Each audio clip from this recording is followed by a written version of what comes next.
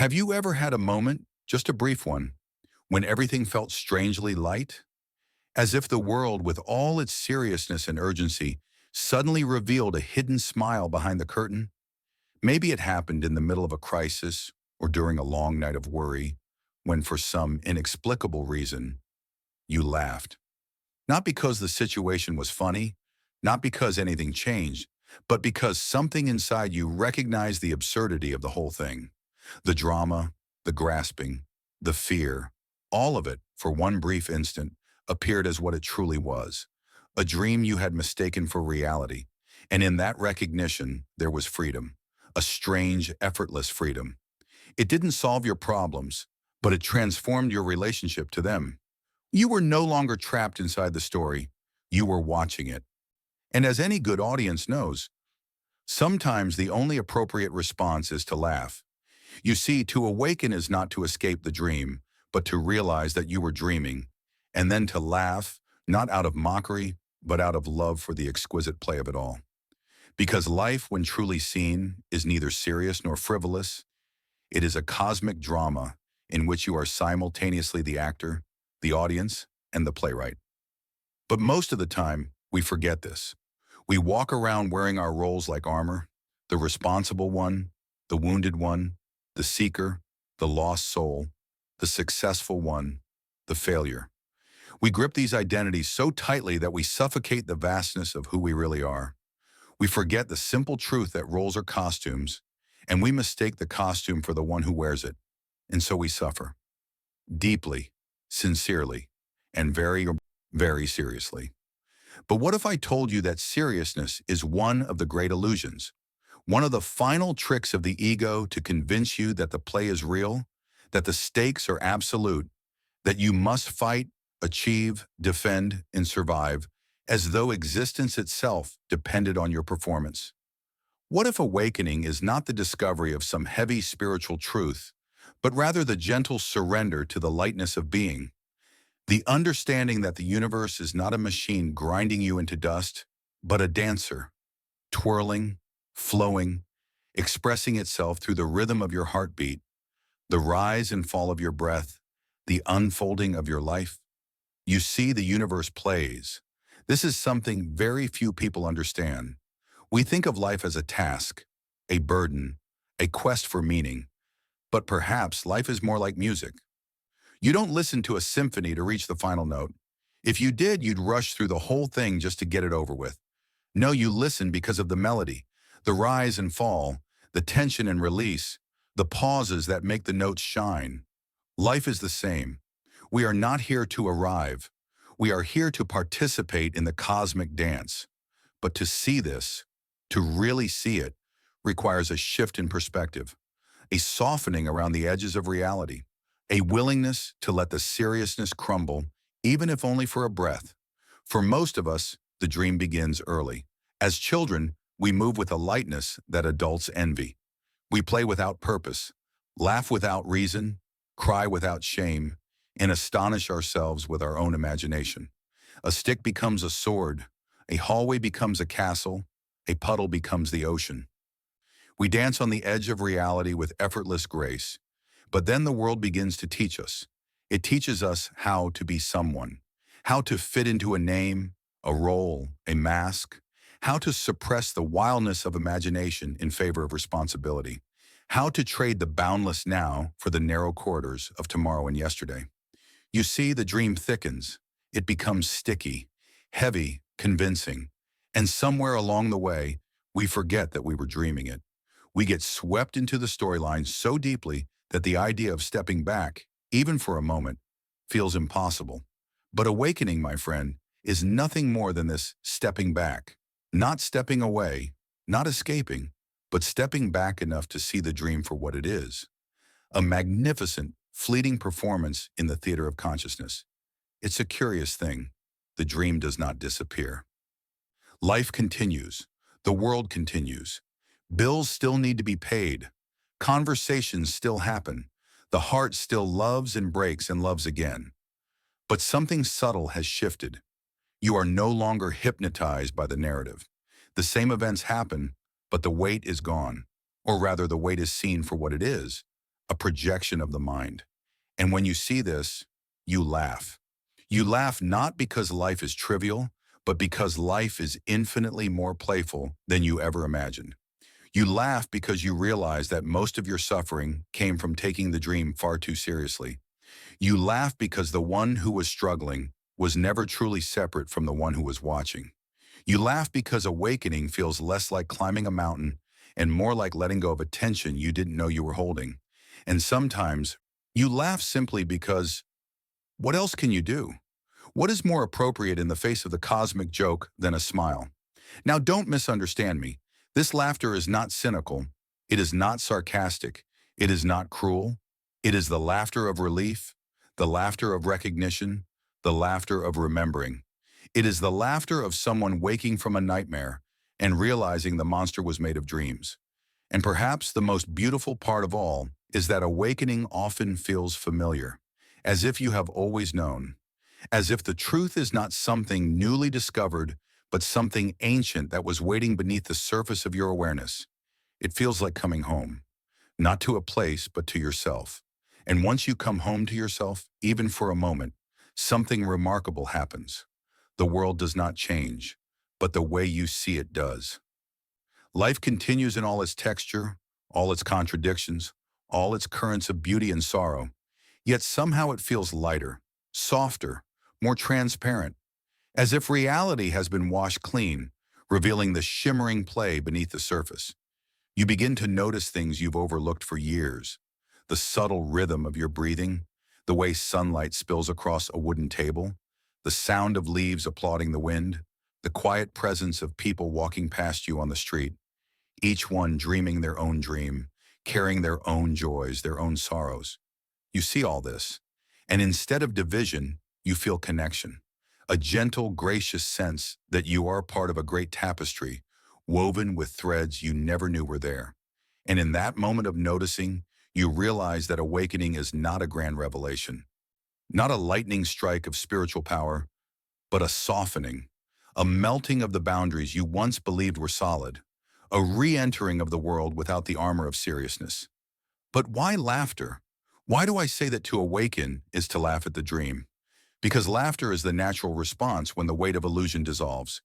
It is the bubbling of joy that arises when the mind finally realizes it has been chasing its own tail, arguing with shadows, fighting battles that never truly existed. It is the relief of laying down a burden you never needed to carry. Consider the ego, our dear anxious little friend. It wants so desperately to be important, to be significant, to be remembered. It tries to control everything, how others see us, how life unfolds, how the future should behave. The ego is constantly negotiating with the universe, as if the universe were a landlord who might evict it at any moment.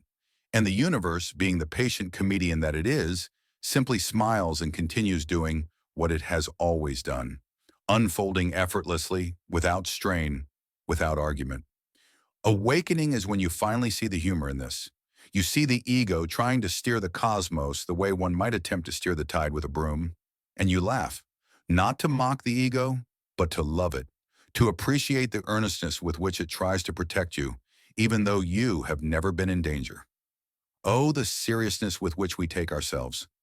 We behave as if our opinions were sacred, as if our failures were fatal, as if our identities were carved in stone. But awakening shows you that identity is fluid, more like a costume in a play than a prison sentence. You can put it on, play your role with sincerity, and still know it is only a role. You are allowed to be the character, but you are also allowed to step back and laugh with the actor behind the mask. This dual awareness is what brings freedom. A man once told me he feared awakening because he thought it meant abandoning his life. I told him the opposite is true. To awaken is not to withdraw from life. It is to re-enter life fully, without the fog of delusion. To see life as it is, dynamic, playful, unpredictable, an ever-flowing river of experience. But here is the paradox. You can only re-enter life fully after you've stepped back from it. Just one step, just enough to see the edges of the dream. Then you slide back in. But now with eyes open, imagine watching a play. If you're too close to the stage, pressed up against the scenery. You can't see the beauty of the performance. You see only props and paint. But when you sit a little farther back, the whole story comes alive. You see the characters, their arcs, the humor, the tension, the timing.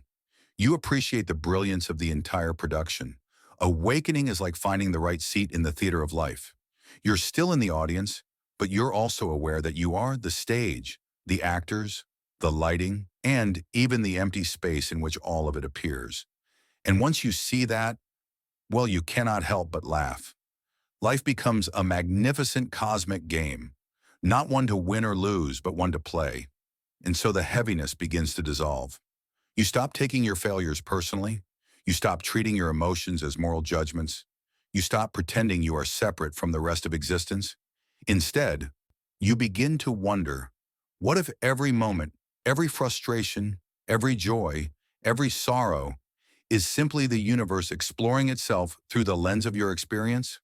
What if the purpose of life is not to solve it, but to witness it, to marvel at its color and movement, just as you marvel at a sunset or a waterfall? You see, we've been taught to treat life as a puzzle to be solved. We dissect it, analyze it, worry about it, hoping to uncover some final, definitive meaning. But what if the meaning of life is not buried somewhere in the future, but shimmering right here, in the immediacy of experience? Awakening is recognizing that the meaning you seek is the consciousness seeking it. Let me give you another image.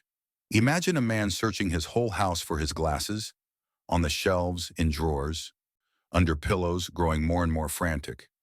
Finally exhausted, he sits down, and a friend tells him, "My dear fellow, the glasses are on your head." And what does he do? He laughs. He laughs because the answer was always there. He laughs because his struggle was unnecessary. He laughs because the whole situation is suddenly obvious. Awakening is like feeling the glasses on your head. Nothing changes, yet everything changes. You realize that you've been looking for yourself with the very self you were trying to find. You've been trying to catch your own shadow. You've been asking a question whose premise was flawed from the start. And when that realization dawns, the only response that feels honest is laughter. Not wild laughter, not hysterical laughter, but the gentle, knowing laughter of someone who has finally remembered what they always knew. But let us go deeper into this laughter, for it is not merely amusement, not the laughter of jokes or distractions, but something far more intimate. It is the laughter that arises when you see the transparency of your own mind. There comes a moment, often after years of searching, when the seeker pauses, just pauses, and in that pause, the entire machinery of striving, longing, and self-improvement stops clattering for a breath. In that stillness, you catch a glimpse of something extraordinary. You realize that the one who has been searching for truth is the very truth they have been searching for. This is the cosmic irony. This is why awakening feels like a joke told by the universe, softly with infinite compassion. The whole time you believed yourself to be lost, you were standing in the very place you sought. The whole time you believed you were small, you were the space in which all experience arises. The whole time you believed you were asleep, you were the awareness that watched the dream unfold. And so you laugh. Not because reality is meaningless, but because it is so deeply meaningful that no concept, no belief, no philosophy could ever contain it. This laughter is the release of tension you didn't even know you were carrying. It is the melting of a tight fist in the mind, the unclenching of the heart. It is the acknowledgement that life does not need you to fix it, force it, or figure it out. Life is doing just fine on its own. Look around you. Does the tree worry about its purpose? Does the river analyze the meaning of its flow? Does the sky apologize for its clouds or the moon for its phases? No, they simply express the rhythm of existence. They participate in the dance. They move because movement is their nature. What would it feel like to live as freely as a tree grows, as effortlessly as a river flows? To awaken is to remember that you already do. Beneath all your striving and straining, your being is as natural, as spontaneous, as inseparable from the universe as the wave is from the ocean. You only forgot. And now you remember, and in the remembering you laugh. Let us speak of fear for a moment, for fear is perhaps the most convincing part of the dream. Fear has a way of tightening reality, shrinking it down, turning the open sky of imagination into a narrow hallway of dread. When fear arises, you believe the dream completely. You cling to your identity, your opinions, your plans, because if you don't, who will you be? But awakening shows you something remarkable. Fear is a wave on the surface of your being, not the depth. And when you see this clearly, really see it, fear becomes transparent. You may still feel it, but you no longer believe its story. You no longer mistake the ripples for the lake beneath them. And this too brings a quiet laughter. You laugh because the monster that chased you turns out to be a shadow cast by your own imagination. You laugh because the fear that once felt so heavy floats away like a feather the moment you stop wrestling with it. Awakening does not eliminate fear. It simply reveals its nature. Fear becomes weather, something that passes through, not something that defines you. You are the sky, not the storm. Consider the ego again, that small, anxious character in your internal drama. We often imagine awakening as its destruction, a complete dissolution of personality. But no, no, no. That is another misunderstanding, another trick of the dream. Awakening does not erase the ego. It puts it in perspective. It shows you the ego is a tool, a mask, a temporary interface between the infinite and the finite. The ego becomes something you can use, like a pair of shoes, without believing you are the shoes. When this clarity dawns, the ego becomes a delightful thing, charming, clumsy, dramatic, like a child putting on a performance. And you watch it tenderly, knowing it cannot harm you, knowing its fears and ambitions rise and fall like waves. And again, you laugh. The ego tries to be special. The universe tries to be itself. Guess who wins? Now let's talk about love. Love, the most intoxicating part of the dream. We often imagine love as something fragile, something that must be protected, earned, deserved, or reciprocated. But awakening reveals a different kind of love. A love that is not a transaction, but a presence. A love that does not cling, but radiates. A love that does not demand, but observes and embraces the ever-shifting shapes of the world. This love is spacious. It has no opposite. It is the natural fragrance of awareness itself. When you awaken, you begin to see every person as a dreamer inside their own dream, struggling, hoping, fearing, trying their very best to make sense of this strange, beautiful existence. And how can you not feel compassion for everyone dancing in the same mystery? From this compassion, a soft laughter arises, not superior, not mocking, but gentle and warm. The laughter of someone who sees that everything is connected, everything is unfolding just as it must, and everyone is playing their part even when they have no idea. You see the innocence behind the anger, the fear behind the arrogance, the longing behind the cruelty. And your heart responds not with judgment, but with understanding. And so you love, not as a duty, but as an effortless expression of being awake. Time too becomes something new. In the dream of seriousness, time feels like a race, a narrowing corridor pushing you toward an unseen end. You rush, you plan, you regret, you anticipate, but rarely do you arrive in the only moment that ever exists. This one? Awakening returns you to the now, not as a practice, not as a discipline, but as a recognition that the present moment is the only place anything has ever happened. You laugh at the idea that you could live anywhere else. This laughter is not about carelessness. It is about clarity. When you are present, you become attentive, alive, responsive to the unfolding of existence. You stop forcing the river and allow it to carry you. You act when action is needed, rest when rest is needed, speak when words arise, and become silent when silence feels true. This is not passivity, it is harmony. To awaken is to dance with life rather than attempt to choreograph it. And when the dance surprises you, as it always does, you laugh. And now we come to one of the most misunderstood aspects of awakening, the belief that awakening is a final destination, a stable, unwavering state of pure bliss where suffering no longer touches you and confusion never darkens the mind. But my dear friend, this is just another dream, a spiritual fantasy, a subtle trick of the ego, seeking permanence in a world where nothing is permanent. Awakening is not an arrival, it is a way of seeing, a way of relating to every moment of life with clarity, fluidity, and yes, a bit of divine humor. Even after awakening, waves of emotion still move through you. Thoughts still rise and fall. Life continues to present challenges, heartbreaks, uncertainty. The world doesn't suddenly become tidy or predictable. What changes is your relationship to all of it. Instead of clinging, you release. Instead of resisting, you flow. Instead of dramatizing, you observe.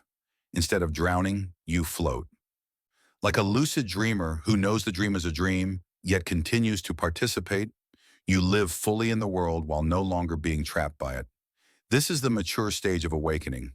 Not ecstatic transcendence, but an embodied freedom that embraces the ordinary and the extraordinary alike.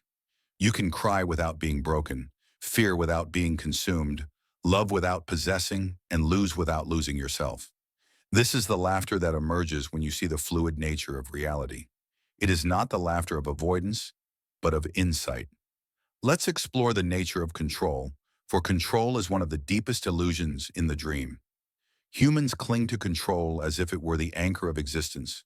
We plan, predict, strategize, calculate, all in the hope of bending life to match our expectations. But life, being more ancient and more playful than our anxious minds, rarely cooperates. You may have noticed this. Try to control everything, and life responds like a river squeezed in the fist.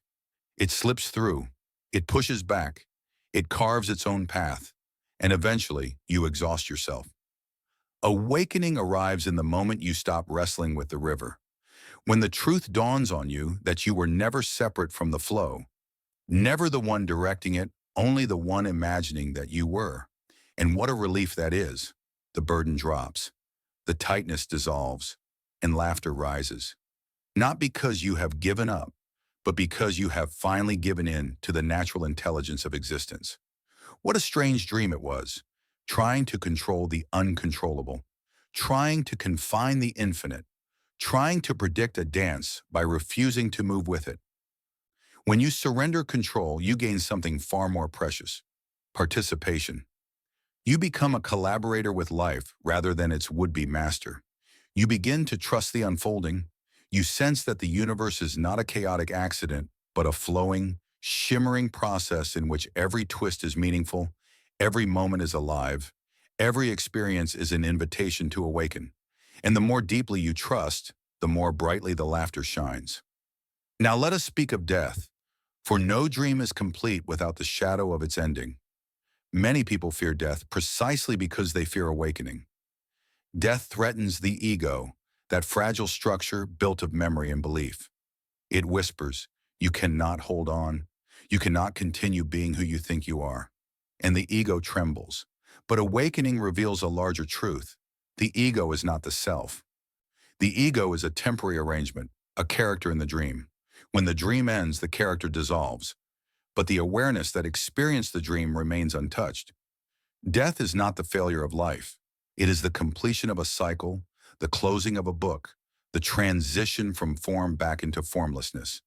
And if you have tasted awakening, even for a moment, you lose the fear of death because you no longer believe the dream is all that you are.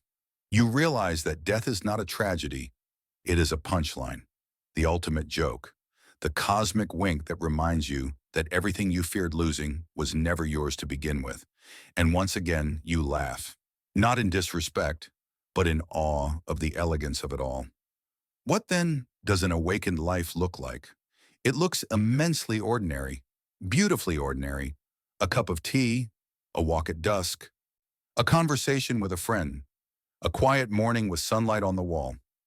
These simple moments reveal themselves as miracles of consciousness, but the awakened one sees them without the fog of striving or regret. They are alive in the present, rooted, responsive, effortlessly themselves. Awakening does not make you superhuman. It makes you fully human. Human without pretense, human without rigidity, human without the constant itch to be anything other than what is. You become like a flute through which the universe plays its music. You don't push the notes, you allow them to come. This allowing is the foundation of awakening. And from this allowing comes the laughter of freedom, the laughter that dances lightly on the surface of the dream while knowing the depth beneath it. You can engage in the world with sincerity, love deeply, work passionately, create boldly, while holding it all lightly, like a bird cupped in the hand but never trapped. This balance, sincere participation, and effortless detachment is the natural rhythm of awakening. Awakening is not the end of dreaming, it is the beginning of lucid dreaming, living consciously within the mystery while recognizing you are not confined by it. The awakened one still dreams, but they dream knowingly. They play their role fully, yet with the smile of someone who remembers the truth. They laugh with life. They cry with life. They flow with life. They do not cling to form or resist change. They do not fear the next moment or worship the last. They abide in the gentle understanding that everything is passing and everything is eternal. Two sides of the same dance. And in this understanding, laughter becomes the bridge between the world of form and the world of spirit. And so, my friend, we arrive at the final movement of this long, quiet unfolding, the soft closing of a circle that, in truth, was never open. Awakening is not a destination, not a height to reach, not a treasure to earn. It is something far more subtle, far more familiar, and infinitely more intimate. It is the recognition that you are never separate from anything, that every breath, every hesitation, every surge of emotion, every mistake and triumph, every sorrow and delight was part of a single unbroken tapestry woven from the substance of awareness itself. When you awaken, you do not float above life. You fall gently into life, into its textures, its fragrances, its unpredictability, its astonishing immediacy. You become, in the simplest sense, fully here. You no longer chase the next moment as if salvation were waiting behind the next corner. You no longer replay the past as if understanding it could somehow rewrite your existence. Instead, you stand in the living present, not because you force yourself to, but because you finally see there is nowhere else to be.